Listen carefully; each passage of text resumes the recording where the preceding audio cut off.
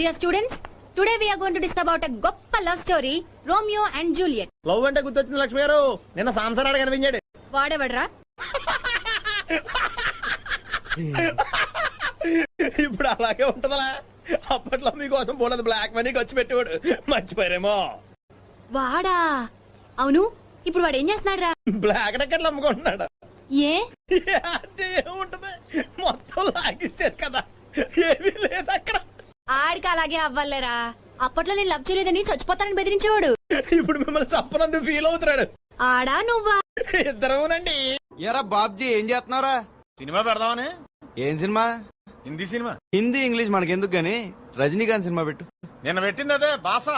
నిన్న నేను లేను కదా. కుదరదండి, మాకు కొన్ని రూల్స్ ఉంటాయి. ఒరే బాబ్జీ, ఆయ్, వాల్ వావర్స్ రన్నింగ్ లో ఉండగా ఆయ్.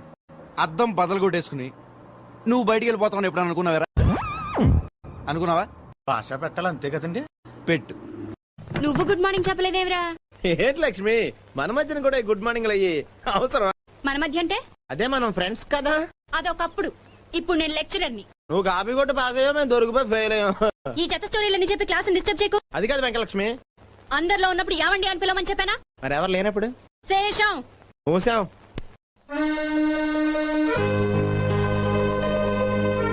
నా కోహ తెలిసిన దగ్గర నుంచి ఒక కలగనివ్వండి. చిన్న కళ.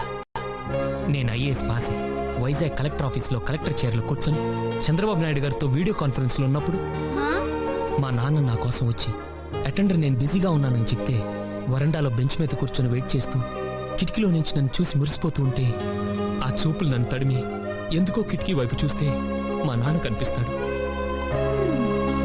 వెంటనే నేను చంద్రబాబు బయట మా బాబు వెయిట్ చేస్తున్నాడు అని చెప్పేసి టీవీ కట్టేసి పరిగెత్తుకుంటూ బయటకు వస్తాను. నన్ను చూడగానే నాన్న లేచి నిలబడతాడు. నేను వెంటనే నన్ను క్షమించు నాన్న, నిన్ను వెయిట్ చేయించానంటూ కాళ్ళ మీద పడతాను. ఆయన నా కాలర్ పట్టుకొని లేపి పొదిగిన గుడ్డు పిల్లైనప్పుడు కోడికి, ఎదిగిన బిడ్డ ప్రయోజకుడైనప్పుడు తండ్రికి ఎంత ఆనందంగా ఉంటుందో మాటల్లో చెప్పలేనురా అని పుత్రోత్సాహంతో నన్ను కౌగిలించుకున్నా. సార్, ఎవరు? అయ్యగారు వచ్చారా? రమ్మంటున్నారు. వస్తున్నాను. దిగడా సార్. నువ్వు అక్కడే ఉండవు. ఆడు మన ఎయిర్ బ్యాగ్ తో దిగుతాడు. ఫాలో చేస్తాడు, ఎక్కడికి వెళ్తున్నాడు చూసి నాకు ఫోన్ చేయి. అలాగే సారీ. It's okay. ఓకే ఏంటి ఓకే? మీకా సార్? ఆడికి చెప్పాను. వాడిని చూసావా? వీడు ఆడిగా సార్, వేరేవాడు. వీడి వాడు కాకుండా వేరే వాడు అయినప్పుడు వాడు ఇంకెవడో అయి ఉంటాడు కదా సార్. ఆఫ్ బ్రెయిన్ నా కొడక. 1-2 కథరా, 1.5 లెక్కటానికి ఒక రోజు అట్టింది. సార్ సార్, ట్రైన్ కదిలింది. అట్టగా చూస్తా ఉండు, తర్ర నెల్లిపోద్ది. అవును సార్. ఎక్కి చావు. బ్యాగ్ ఉందా?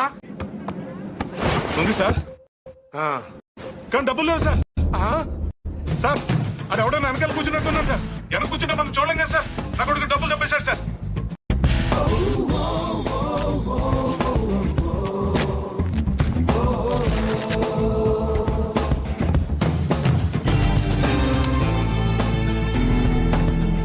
నువ్వేం చేస్తున్నా? పేపర్ చదువుతున్నావా? మీకెలా తెలుసు సార్? ఇందులో తెలియడానికి ఉంది. పైన చదువుతున్నావు, కింద కోసుకెళ్ళిపోయాడు. మరి ఇప్పుడు నన్ను ఏం చేయమంటారు సార్? రిటర్న్ ట్రైన్ ఎక్కి మిగిలిన పేపర్ చదువుకుంటూ వచ్చాయి. సార్, ఇంకా ఏంట్రా? బ్యాగ్ బాగా చిరిగిపోయింది సార్. నువ్వేం టెన్షన్ పడకు నాన్న, జాగ్రత్తగా తీసుకొచ్చి కలిసి కొట్టించుకుందాం.